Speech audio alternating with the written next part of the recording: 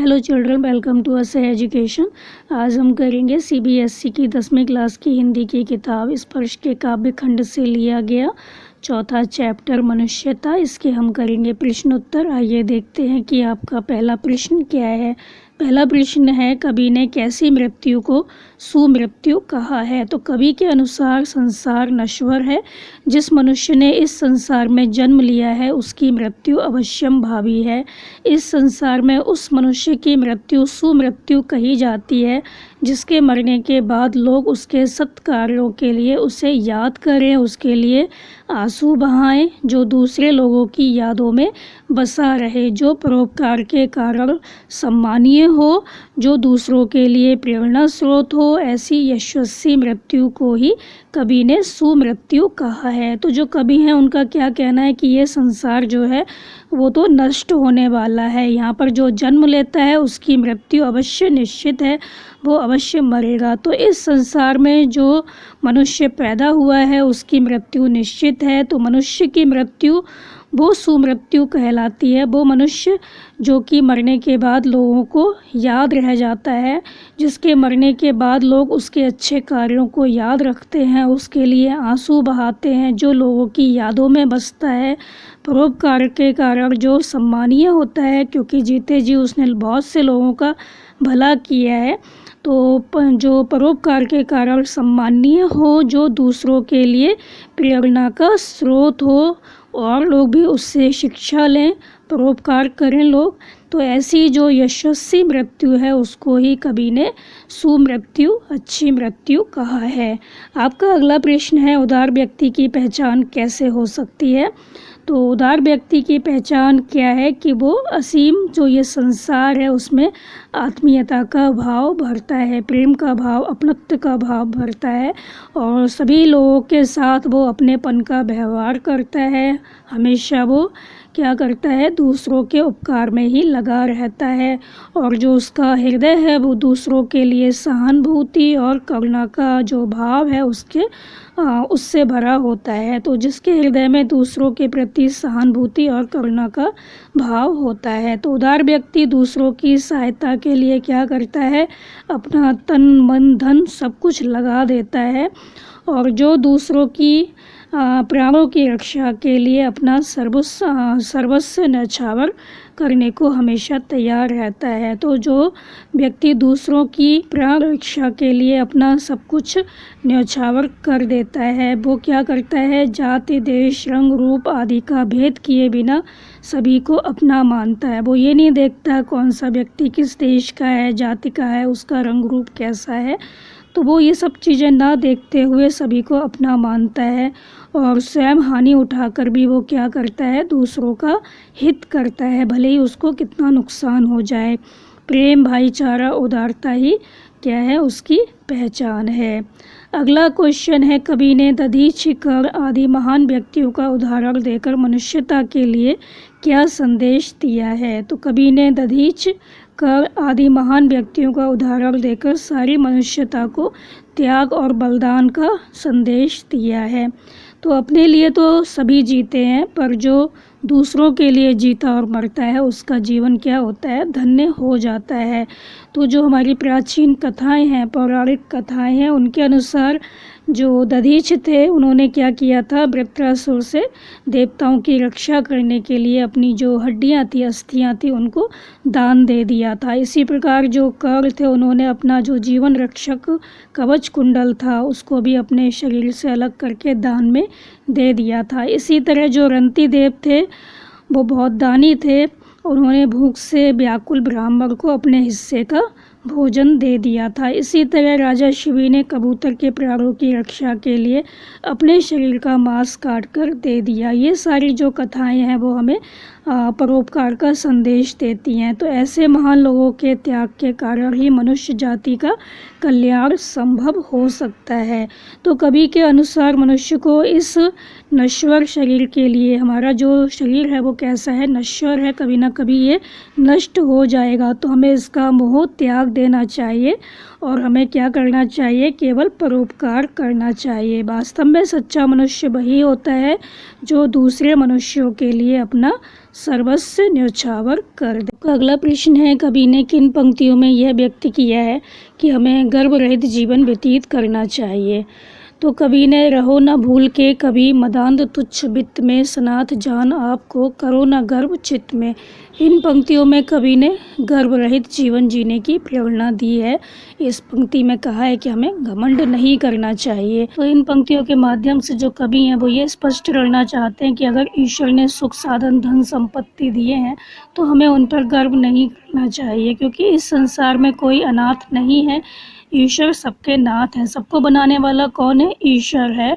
तो ईश्वर ने सबको बनाया है, वही हमारा पिता है, हमारा नाथ है। तो कोई भी व्यक्ति ये नहीं कह सकता दूसरे व्यक्ति से कि तुम अनाथ हो या तुम्हारे पास धन दौलत नहीं है, क्योंकि देने वाला तो ईश्वर है।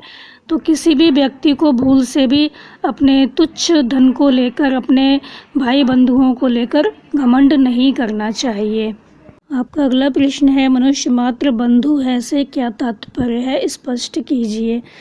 तो मनुष्य मात्र बंधु है मतलब मनुष्य क्या है? केवल बंधु है। तो इसका क्या अर्थ हुआ? कवि के अनुसार जो ईश्वर है वो सब जगह व्याप्त है और सभी मनुष्यों में ईश्वर का अंश होता है। तो वह मनुष्यों की सहायता मनुष्य के रूप में ही करता है। जो ईश्वर होता है वो मनुष्य की सहायता मनुष्य के रूप में ही करता है। ऐसा नहीं है कि कहीं से सहायता करने के लिए ईश्वर ऊपर से अवतरित होंगे। तो मनुष्य के रूप में ही मनुष्य सहायता करता है। तो सभी मनुष्य उस परम पिता ईश्वर की क्या है? संतान है। तथा एक पिता की संतान होने के नाते सभी क्या हुए? आपस में भाई बंधु हुए। तो मनुष्यों ने क्या किया है? आपस में जात पात, छुआछूत, इस तरह के जो भेद हैं वो पैदा किए हैं। तो हमें क्या करना चाहिए? इन भेदभावों को भुलाकर भाईचारे से रहना चाहिए। जिस प्रकार हम अपने भाई बंधुओं का अहित नहीं कर सकते, उनको कोई नुकसान नहीं पहुंचा सकते, ठीक उसी तरह हमें विश्व में किसी का अहित ना कर भाई समान एक दूसरे की सहायता करनी चाहिए, क्योंकि हम सब एक ही ईश्वर की संतान है। अगर हमारे पिता एक हैं तो हम क्या हुए? आपस में भाई बंधु हुए। तो जिस तरह हम अपने भाई को कोई नुकसान नहीं पहुंचा सकते, उसको दुखी नहीं देख सकते, उसी तरह हमें क्या करना चाहिए? विश्व में किसी का भी अहित नहीं करना चाहिए। सभी को अपने भाई के समान समझना चाहिए, क्योंकि सभी को बनाने वाला कौन है? परमपिता परमेश्वर है। तो अहंकार का जो व्यवहार है, अहंकार की जो वृत्ति है, उसको हमें त्याग देना चाहिए। तो मनुष्य मात्र बंधु है, उसका मतलब क्या हुआ? मनुष्य जो है वो केवल आपस में क्या है? बंधु है, भाई है। आपका अगला जो क्वेश्चन है वो है कि कवि ने सबको एक होकर चलने की प्रेरणा क्यों दी है? तो कवि ने सबको एक होकर चलने की प्रेरणा इसलिए दी है क्योंकि इससे क्या होता है? एक साथ चलने से मेल भाव है वो बढ़ता है, आपस में मित्रता बढ़ती है, आपस में प्रेम बढ़ता है, तथा हमारे सभी काम हैं वो सफल हो जाते हैं। अगर हम सब लोग एक साथ मिलकर काम करेंगे तो क्या होगा? जो काम होता है वो सफल हो जाता है। यदि हम एक होकर चलेंगे तो जीवन में कोई भी हमें विघ्न बाधा आती है हमारे जीवन में, तो हम उसमें हम विजय प्राप्त कर सकते हैं। तो यदि हम सभी एक होकर चलेंगे तो जीवन मार्ग में आने वाली हर विघ्न बाधा पर विजय पा लेंगे। तो जब सबके द्वारा एक साथ प्रयास किया जाता है तो जो काम होता है वो सिद्ध हो जाता है। सबके हित में ही एक क्या होता है? हर किसी का जो हित है वो निहित होता है। मतलब सबके हित में ही, सबके कल्याण में ही हर एक का जो कल्याण है वो निहित है। अगर सबका कल्याण हो रहा है तो इसका मतलब है हर व्यक्ति का हित हो रहा है। तो आपस में एक दूसरे का सहारा बनकर जो कवि हैं वो आगे बढ़ने की प्रेरणा देते हैं। वो कहते हैं हमें प्रेम और सहानुभूति के संबंध रखने चाहिए, बनाने चाहिए। तो आपस में एक दूसरे का सहारा बनकर आगे बढ़ने से क्या होता है? प्रेम व सहानुभूति के संबंध बनते हैं और जो शत्रुता है, भिन्नता है, वो ख़त्म होती है, दूर होती है। तो इससे मनुष्यता को बल मिलता है। और कवि के अनुसार यदि हम एक दूसरे का साथ देंगे तो हम क्या करेंगे? प्रगति के पथ पर अग्रसर हो सकेंगे, हमारी उन्नति हो सकेगी। अगर हम एक साथ चलते हैं तभी हम विकास कर पाएंगे। आपका 7वां क्वेश्चन है कि कवि के अनुसार हमें कैसा जीवन व्यतीत करना चाहिए, कविता के आधार पर स्पष्ट कीजिए। तो व्यक्ति को किस प्रकार का जीवन व्यतीत करना चाहिए? तो कवि के अनुसार व्यक्ति को सदैव परोपकार करते हुए जीवन व्यतीत करना चाहिए, दूसरों का उपकार करना चाहिए, भलाई करनी चाहिए। तो मनुष्य को केवल अपने लिए नहीं बल्कि मानव हित को सर्वोपरि मानते हुए जीवन बिताना चाहिए।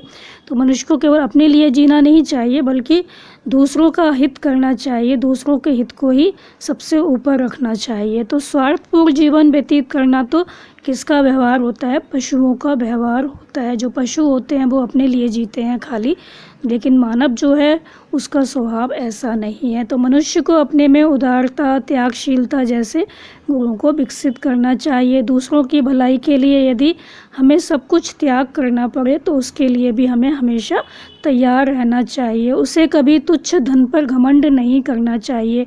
अगर उसके पास ज़रा सा धन आ गया है तो उसको घमंड नहीं करना चाहिए। निरंतर कर्मशील रहते हुए उसे आगे बढ़ना चाहिए, हमेशा काम करना चाहिए। तो मनुष्य को ऐसा जीवन बिताना चाहिए कि लोग उसकी मृत्यु के पश्चात भी उसके सद्गुणों, त्याग, बलिदान को याद करें। उसने जो अच्छे कर्म किए जीते जी, उसने जो त्याग किया, बलिदान किया, दूसरों का हित किया, उसको उसके मरने के बाद भी लोग याद करें। उसको ऐसा जीवन व्यतीत करना चाहिए। वह यश रूपी शरीर से सदा अमर बना रहे। तो मनुष्य मर भी जाए लेकिन उसको क्या हो, बाद में लोग याद करें। उसका जो यश है वो हमेशा उसके मरने के बाद भी बना रहे। तो वह यश रूपी शरीर से सदा अमर रहे, इस तरह का हमें जीवन व्यतीत करना चाहिए। तो जीते जी हमें लोगों का उपकार करना चाहिए, दूसरों की भलाई करनी चाहिए। आपका जो अगला प्रश्न है वो है मनुष्यता कविता के माध्यम से कवि क्या संदेश देना चाहते हैं। तो इस कविता के माध्यम से जो कवि हैं वो क्या संदेश देना चाहते हैं? तो मानव जीवन कैसा जीवन है? एक विशिष्ट जीवन है, क्योंकि मनुष्य के मन में क्या होता है? प्रेम, त्याग, बलिदान, परोपकार का भाव होता है।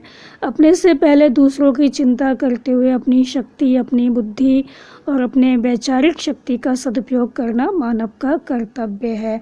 तो हमें अपने से पहले दूसरों की चिंता करनी चाहिए।